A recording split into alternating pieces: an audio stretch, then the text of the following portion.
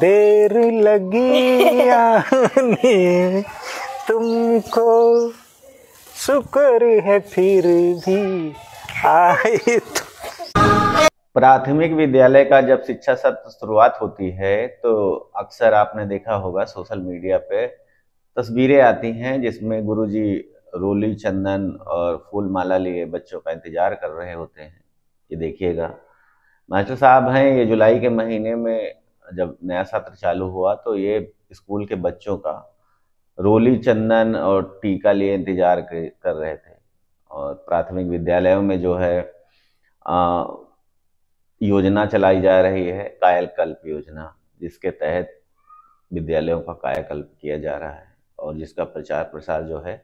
सरकार बड़ी तेजी से करती है कि हमने जो है बहुत सारे विद्यालयों को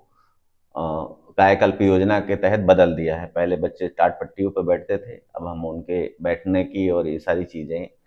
बेहतर कर दिए हैं। दूसरा चीज़ है कि स्मार्ट क्लास भी दिखाई गई लोगों को कि हमारे बच्चे जो है स्मार्ट क्लासों में पढ़ते हैं। तीसरा यह है कि सर्व शिक्षा अभियान के तहत करोड़ों रुपए फूके गए, जिसके तहत बच्चों को स्कूल तक लाने की मास्टर साहब के साथ मिलकर योजना थी, जिसमें गांव-गांव बच्चों को लाके उनका एडमिशन कराना था कि कोई भी बच्चा जो है राइट टू एजुकेशन से छूट ना जाए। क्योंकि राइट टू एजुकेशन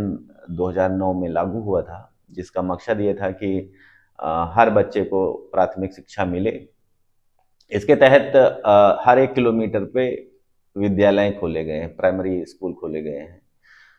और उस विद्यालय में जो प्राथमिक विद्यालय खोले गए हैं उसके अंदर हर बच्चे को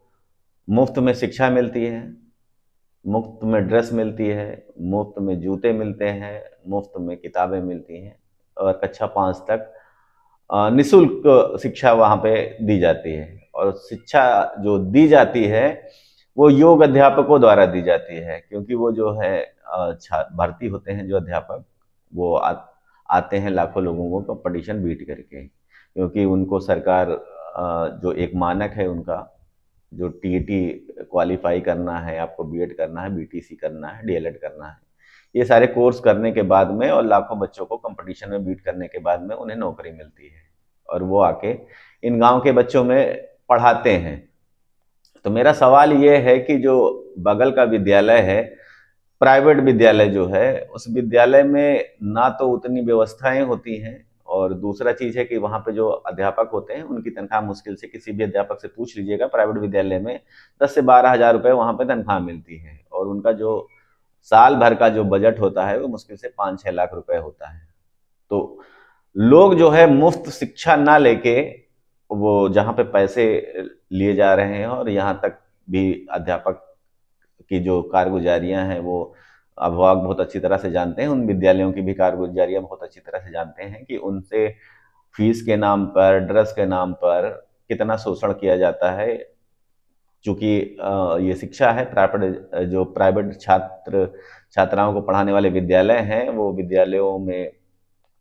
जूता, बेल्ट सब कुछ वहीं बेचते हैं और महंगी किताबें पढ़वाते हैं बच्चों को। फिलहाल अभिभावक भी इसलिए करते हैं क्योंकि उनके बच्चे का भविष्य ना खराब हो, इसलिए जो है वो अपना सारे खर्चे रोक के बच्चों को पढ़ाते हैं। लेकिन फिलहाल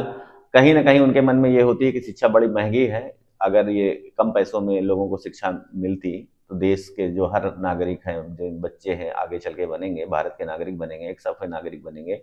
उनको एक बेहतर शिक्षा मिल पाती। लेकिन शिक्षा महंगी होने की वजह से लोग जो है शिक्षा नहीं दिला पा रहे हैं, और जो एक सहारा था प्राथमिक विद्यालय जिसमें मुफ्त में बच्चों को, गरीब बच्चों को शिक्षा मिल जाती थी, वो जो है मर्ज किए जा रहे हैं। तो उसको लेकर सवाल ये उठता है कि जो प्राथमिक विद्यालय है उसमें अभिभावक जो है अपने बच्चों का एडमिशन क्यों नहीं कराते हैं। जो महंगी फीस दे सकते हैं प्राइवेट स्कूल में, वो प्राथमिक विद्यालयों में ही बच्चों को पढ़ाएं, और क्यों नहीं पढ़ा रहे हैं उसका कारण जो है आपको क्या लगता है, हमको इसमें कमेंट्स में जरूर बताइए कि आप क्या सोचते हैं कि प्राथमिक विद्यालय जो सरकारी स्कूल है, इतना संसाधन सरकार उपलब्ध कराती है, वहाँ पे बच्चे न जाके प्राइवेट स्कूलों में बच्चे जाते हैं, तो उसका क्या कारण है। और दूसरा चीज़ ये है कि अभी अमेठी ज़िले में लगभग 75 ऐसे अमान्य विद्यालय चल रहे हैं प्राइवेट, जिन पे कार्रवाई होनी चाहिए। अब देखना यह है कि जो बेसिक शिक्षा अधिकारी हैं और जिले के अधिकारी हैं वो इस पे कब संज्ञान लेते हैं। आप क्या सोचते हैं इस मुद्दे पर, हमें कमेंट्स जरूर कीजिएगा। मेरा नाम है ऋषि कुमार और आप देख रहे हैं रावली न्यूज़।